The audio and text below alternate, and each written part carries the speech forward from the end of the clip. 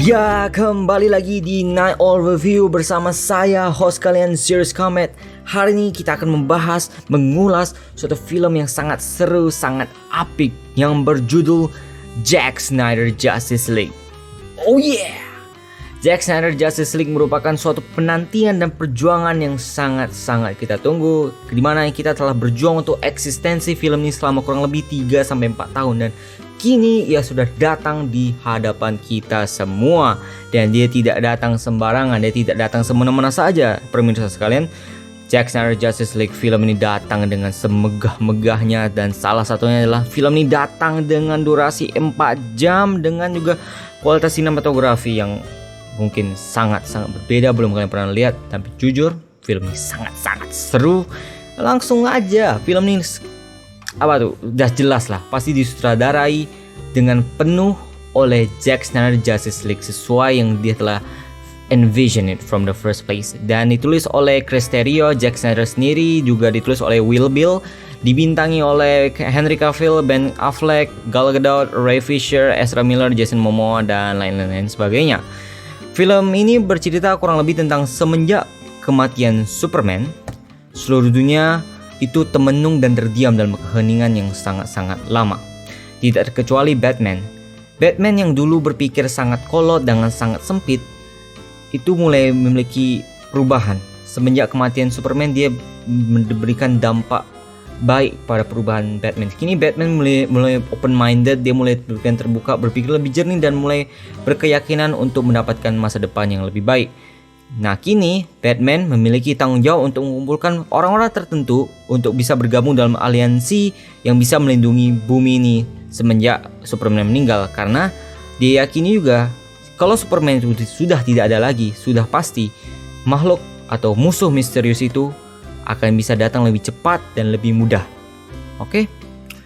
With that all being said, let's just go with the review. Here we go. Oh yeah.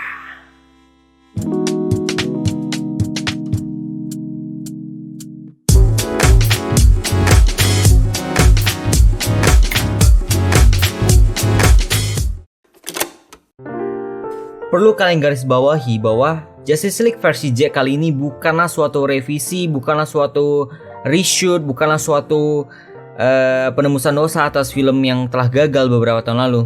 Enggak. Garis bawahi ya, ingat. Film Justice League karya Zack Snyder yang kita telah nonton pada hari ini, atau telah nonton 2-3 hari lalu, intinya ini merupakan dan seharusnya merupakan versi Justice League yang telah kita tonton 2-3 tahun yang lalu. Ini harusnya kita telah nonton 2-3 tahun lalu. Tapi kenapa kita tidak bisa nontonnya? Karena singkat ceritanya, pada saat itu 2017-2016, Zack Snyder sudah mau selesai post production pada filmnya. Namun suatu tragedi terjadi pada keluarganya, itu dimana almarhum Autumn Snyder, putrinya Zack Snyder, telah meninggal dunia. Sehingga Zack Snyder sebagai seorang ayah tidak memiliki kekuatan dan mental yang cukup untuk melanjutkan filmnya, sehingga dia lebih memilih untuk menghengkang, hiatus sebentar, dan memilih untuk bersama keluarganya, dan seterusnya. Alih-alih berharap Warner Brothers untuk menjadi lebih bijaksana menanggapi kepergian Zack Snyder yang kurang lebih entah kemana, mereka lebih memilih untuk meras produksinya dan membawa orang lain yang belum paham jelas apa proyek ini dan untuk menyelesaikannya. Dan dengan ketidakpahaman dua makhluk ini, Joss Whedon dan Warner Brothers, terhadap apa yang dilakukan Zack, apa yang ditinggalkan Zack saat dia pergi, mereka malah tidak menghormatinya dan sangat-sangat merombaknya menjadi sesuatu yang sangat berbeda. Dari sesuatu yang bisa kita nikmati sebagai makanan yang enak, malah menjadi tai yang kita bahkan tidak ingin menginjaknya. Film itu yang berjudul Justice League pada tahun 2017 itu merupakan perombakan, sabotase besar-besaran, dan saat sudah gagal pun, sebelum kebenaran terkuak, Zack Snyder terframe bahwa itulah film dia, padahal itu bukan film dia sebenarnya. Sehingga Zack Snyder yang sudah memiliki pressure mungkin dari film sebelumnya dan pressure dari keluarganya karena suatu tragedi, kini malah terframe oleh kejadian itu. Sungguh sangat tidak adil. Tapi setidaknya keadilan telah datang. Kini kita telah bisa melihat, menyaksikan langsung karya sebenarnya, itu Justice League versi Zack yang sebenarnya. Oke, langsung aja ke ceritanya. Justice League versi Zack, walaupun kalian mungkin anggap plotnya sama, tapi yang perlu kalian harus anggap yang sama ini, harus anggap eksekusi pada Zack Snyder kali ini jauh lebih menyenangkan, jauh lebih seru, jauh lebih berenergi, jauh lebih beremosional, dan jauh lebih menyenangkan untuk ditonton. Salah satunya adalah setiap karakter diperkenalkan dalam cerita ini memiliki porsi-porsi cerita yang sangat matang, memiliki porsi cerita yang cukup sehingga mereka membuat setiap mereka ini solid. Mau mereka harus kerjasama atau mereka sendiri, semuanya terasa solid sehingga membuat kita para penonton yang bahkan masih belum menonton kayak karya solonya atau film solonya, saat mereka udah gabung langsung jadi satu film nih bertumpuk, malah terasa lebih enak karena mereka telah diberikan waktu yang cukup untuk membuat kita sebagai penonton mencintai dan bisa menerimanya lebih mudah. Dan salah satunya adalah Steppenwolf, villain yang mungkin kita bercandain 2-3 tahun lalu tanpa kita sadari. Villain ini walaupun dia bukan yang paling sempurna, tentunya dia jauh lebih ekspresif. Itu sangat saya tidak juga. Walaupun dia memang lebih ganas, tapi dia lebih ekspresif. Dan sesuai dengan apapun yang telah diedarkan, gosipnya, ceritanya, apapun. Iya, memang apapun itu. Misalnya Cyborg, apakah dia jadi center of the story? Apakah dia jadi heart of the story? Ya, semuanya. Mau itu Cyborg, mau itu Flash, mau itu Superman, Batman, Wonder Woman, Aquaman, semuanya sesuai yang apa telah mereka katakan, sesuai apa yang telah beredar, semuanya itu terasa sangat-sangat berbeda. Mereka terasa lebih kuat, lebih solid, lebih berbobot, dan jauh lebih menyenangkan. Dan walaupun ini sangat bagus, saking bagusnya, ini semua terasa sebagai roller coaster. Kita selalu disuguhkan dengan cerita yang menegangkan, cerita yang emosional, cerita yang indah, pemandangan yang indah, imagery yang bagus, musik yang menggebu-gebu, dan juga chemistry antara karakter yang sangat-sangat sangat luar biasa. Dan saking bagusnya juga kita tidak terasa bahwa film ini tuh 4 jam dan tak terasa udah berlalu ya, kayak angin aja. Kayak perasaan gue tadi nonton jam 1 siang, perasaan gue nonton tadi jam 1 pagi, sekarang udah jam 5 pagi.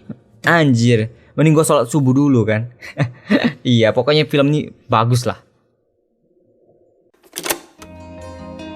Tentunya dari segi kualitas produksi pada film ini, Zack Snyder tentu jauh lebih berbeda dan jauh lebih berkualitas dan lebih bagus pada versi sabotasenya pada tahun 2017 itu. Bila dibandingkan secara visual, pada tahun 2017 itu filmnya tuh lebih terkesan colorful, memang bagus, colorful, vibrance-nya sangat-sangat luar biasa. Namun dia minim dengan kontras dan cahayanya, sehingga filmnya itu terkesan halus, kartunis, dan kayak fluffy gitu. Tapi berbeda dong dengan yang ini. Di sini Zack membawakannya dengan art style dia, di mana dia bisa membuatnya lebih konsisten, dan Zack sangat suka bermain dengan bayangan. Dia suka membuat filmnya itu semuanya terkesan kayak dark, tapi darknya itu bagus punya. Jadi di sini walaupun colornya tidak vibrant banget, setidaknya kontras dan cahayanya itu bersatu membuat suatu keseimbangan yang sangat bagus sih. Jadi walaupun dia nggak gitu colorful, nggak gitu vibrant, setidaknya gambarnya itu terasa sangat nyata, dimensional, dan terasa ya nyata gitu. Dan di sini juga ada kalanya ini terkesan kayak film noir, kayak ilmu hitam putih. Dan fakta uniknya ada juga versi hitam putihnya, itu Justice is Grey, itu luar biasa. Berarti memang film ini bisa beradaptasi ke film yang hitam putih juga. Tapi either way visualnya sangat bagus, sangat indah, dan sangat-sangat apik. Kemudian juga skornya yang disuguhkan oleh Junkie XL untuk Zack Snyder Justice League ini jauh lebih menggebu dan jauh lebih bisa cepat lengket ke telinga dan otak kalian. Itu ini lebih bagus, dan tracknya sungguh banyak. Tracknya kalau filmnya 4 jam, tracknya ini bisa hampir 3 jam. Jadi sangat seru lah versi Junkie XL. Dan kalau kita mau bandingkan versi Danny Elfman yang kemarin dengan versi Junkie XL yang kemarin, kalau kita bandingin, Danny Elfman apa itu? Pulang aja Danny Elfman. Junkie XL punya lebih wadidaw, lebih bagus bro. Wow. Oke, tapi terlepas dari semua itu, terlepas dari keapikan, terlepas dari semua kehebatan tuh, film ini tentunya tidak sepenuhnya sempurna. Terlepas dari VFX shot yang menakjubkan itu, memang ada VFX shot yang kurang amplas, kurang diamplas dengan baik. Salah satunya yang paling kita bisa sadari adalah di Zack Snyder, di versi Zack Snyder nih, kadang-kadang kita bisa lihat Cyborg punya gerakan tuh kayak apa tuh, kayak kurang benar, kayak ada agak kaku dikit. Dan juga ada kalanya kita bisa lihat facing di antara per part atau sub part atau per scene-nya itu ada kalanya nggak sepenuhnya halus, ada kalanya dia agak choppy dan agak ya gitu aja gitu loh. Jadi ya terlepas dari semua tuh kekurangan ini tidak sepenuhnya kayak betulan signifikan, dia cukup perlu mata yang jeli. Dan overall memang bagus juga kualitas produksinya, mantap. Jadi kesimpulannya adalah Justice League versi Zack Snyder ini jauh lebih kaya, jauh lebih ekspresif, jauh lebih emosional, dan jauh lebih menyenangkan untuk kita semua nonton. Film ini tidak hanya sekedar sebagai perayaan bagi seluruh penggemar fan DC atau seluruh penggemar fan superhero atau sejenisnya, tapi film ini merupakan suatu perayaan bagi siapapun yang telah bersedia, siapapun dari mereka itu yang memilih untuk bersedia bersatu terlepas dari perbedaan mereka untuk berjuang dan mempertahankan eksistensi film ini. Sungguh luar biasa kalian semua. Kudos. Dan film ini juga tidak sekedar sebagai suatu pembersihan nama dan karir Zack Snyder. Bila kalian teliti dan termasuk kalau mungkin jelas juga ya, film ini merupakan suatu pesan sampai jumpa Zack Snyder kepada almarhum putrinya, yaitu bahwa ayahnya merupakan salah satu dari itu. Bahwa ayahnya adalah yang paling terbaik dari yang paling terbaik. That her father was one of it, the best of the best, and he really loves you. And ya, gue sendiri melihat film ini sangat terhibur, dan tentunya saat itu gue sadar dengan hal yang telah terjadi. Gue sangat mengikutinya dan gue sangat terkesima dengan Zack Snyder dan seluruh rombongannya.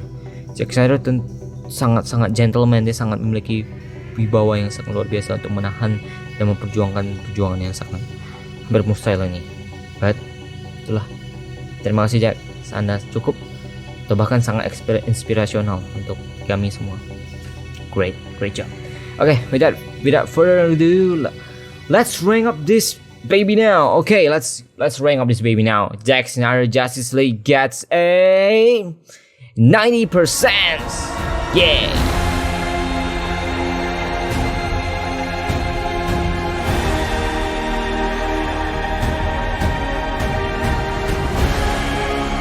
They said the age of heroes would never come again.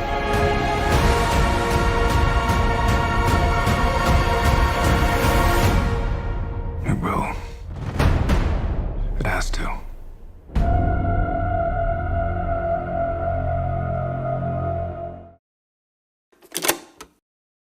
Sekian untuk review dan ulasan pada episode kali ini. Terima kasih telah menonton. Semoga kalian merasa terhibur dan menikmati apapun yang telah saya bicarakan pada kesempatan kali ini. Dan bila kalian memiliki opini atau pemikiran berbeda atau ingin request, mau tolong review anime ini atau tolong review film itu, apapun itu silahkan kalian. Boleh kok, langsung cantumkan dalam kolom komentar apapun itu. Saya akan merasa sangat senang bila kalian lakukan itu, dan sehingga kita memiliki interaksi yang cukup signifikan. Dan jangan lupa juga untuk memfollow saya di akun sosial media saya, seperti ada Instagram, seperti ada juga ada Twitter. Dan bila kalian tertarik, dan tentu saja tanpa paksaan tentunya, kalian bisa mendukung saya di patreon.com di samping juga. Dan gitu saja, sekian dan terima kasih. Sekali lagi terima kasih telah menonton. Semoga kalian suka semuanya. Beri tanda like kalau kalian merasa terhibur, menikmati, dan kalau kalian enggak juga enggak apa-apa. Itu saja, sekian. Terima kasih. Itu saja. Sampai jumpa. Goks. Bye bye. Pop.